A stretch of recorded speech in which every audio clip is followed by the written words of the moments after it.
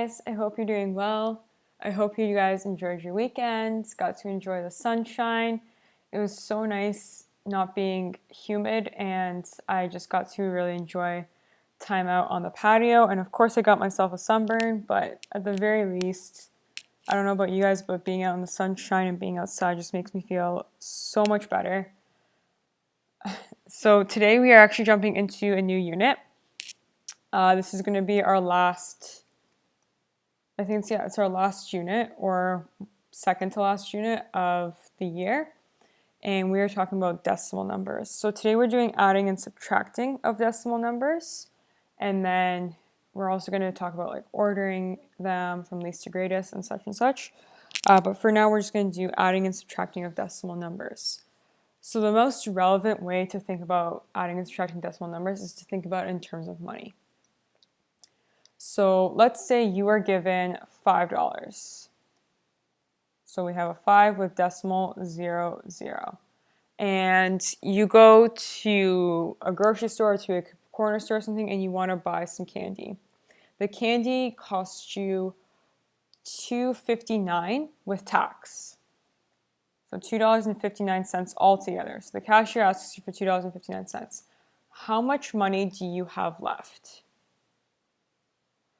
So to figure this one out, I like to treat decimal numbers how you would treat adding and subtracting regular 3-digit numbers. That decimal can kind of mix you up and think, oh, it's a lot harder problem than it actually is. But in reality, it's not too difficult because all you do is just take this decimal, you see where these two decimals line up? You put it right down. So whenever you have two decimal numbers, like 4.01 and plus 5.36, these decimals must line up. They must be one on top of the other. If they're off, like 2.61 and 13.5, if they're off like that, it wouldn't work. So they have to be lined up in order for this problem to work. So we have our decimals lined up, so we're good there. Now, we moved our decimal down. So it was here, and now it's lined up down there. So it's already there for us, so it's out of the way. We don't have to worry about it.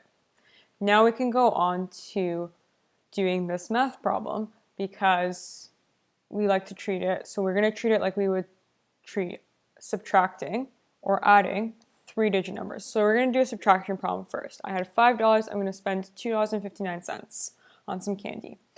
How do I figure this problem out? So I have to do 0 minus 9. I can't do that, so I have to borrow. So this becomes a 4, and this becomes 10.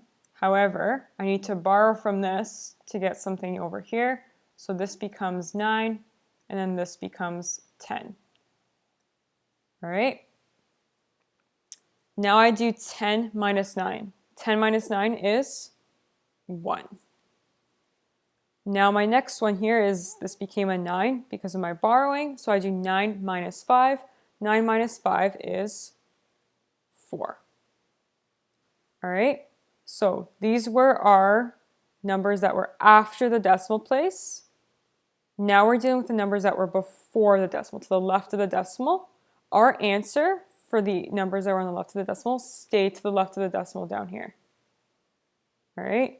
So we have to make sure we don't cross that decimal line. Things that were originally on the right-hand side of the decimal stay on the right-hand side. Things that were originally on the left-hand side stay on the left-hand side. All right, so on the left-hand side we have 4, because we borrowed, minus 2 equals 2. And there's our answer. So we have $2.41 remaining. All right, let's do another subtraction problem. And then we're going to do a couple of additions, which are obviously a little bit easier. All right, let's do, you have $7.50. Actually, let's do a different number. Let's do $7.55. And you spend $4.49. How much money do you have left?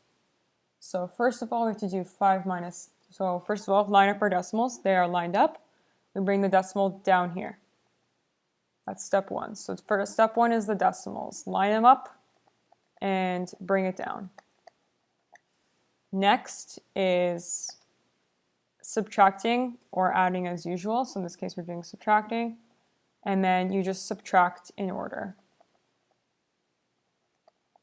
So normally we start on our right-hand side and we move to the left. That's what we're doing. So 5 minus 9, I can't do that, so I have to borrow. So this becomes a 4. So I'm taking a 1 away from that and I'm adding it over here. And this becomes 15. 15 minus 9 gives us 6. Now we have 4 over here. 4 minus 4 is 0.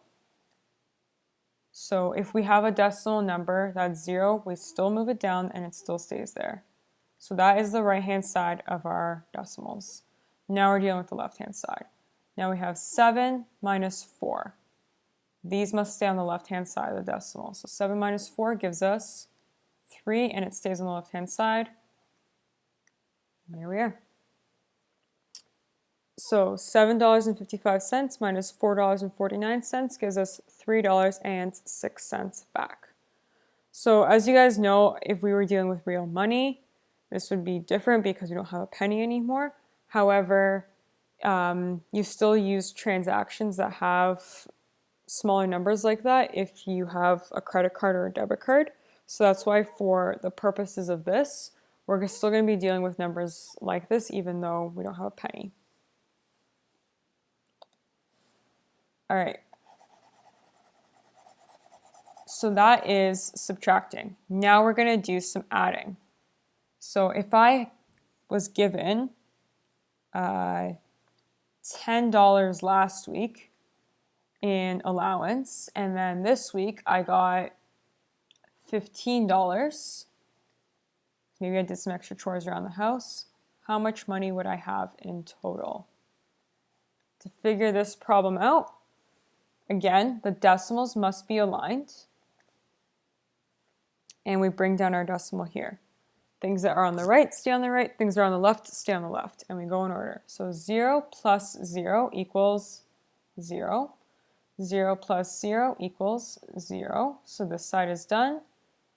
0 plus 5 equals 5. Remember, it's on the left, so it stays on the left. 1 plus 1 equals 2. And there we are. So adding and subtracting decimals, very similar to dealing with 3-digit numbers or 4-digit numbers. The big thing is just making sure your decimal stays lined up and you move it down. So you can move it down ahead of time because it makes it a lot easier. All right, so if I had $10 and I got an extra 15, I would have 25. Now let's deal with a number that's maybe a little trickier. If you got, so an example, let's say I have a savings account and every month in my savings account I get a little bit of extra money in it because of interest. So let's say I've got $2.59 of interest, and then the next month I got an extra $4.12. How much did I get in total? So first of all, our decimals are lined up. Check. I move them down here. I move that decimal down there. So that's already done for us. Things are on the right, stay on the right. Things are on the left, stay on the left. All right, now we have 9 plus 2.